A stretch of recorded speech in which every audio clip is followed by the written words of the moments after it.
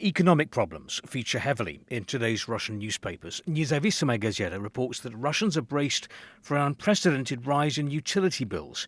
A government plan would mean that by July 2028, the average Russian family will be paying 40.4% more for their utilities than now.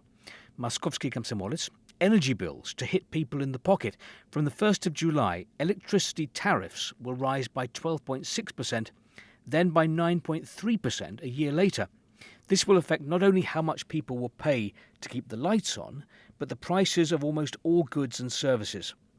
Back to Nezavisimaya for this on OPEC Plus's plans to boost oil output. Saudi Arabia is ready to reduce oil prices to $50. That threatens Russia with budget cuts, since the Russian budget is heavily reliant on energy exports. Although, as the Russian government paper Rossiyskaya Gazeta points out, if Trump's nuclear deal with Iran doesn't work out, then the US and Israel will escalate. That will lead to an explosive jump in oil prices. Izvestia. The Russian authorities triple budget deficit forecast. The finance ministry has tripled its 2025 budget deficit forecast to 3.8 trillion rubles, or 1.7% of GDP. Why?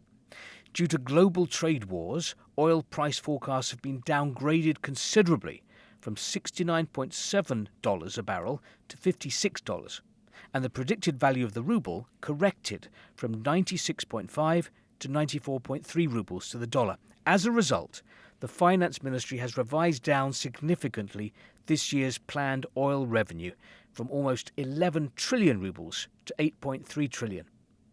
Kommersant writes about Russia's economic growth slowing. In the first quarter of 2025, Russia's economy continued to slow along with inflation. GDP grew by 1.7%. Prospects for the rest of the year remain hazy.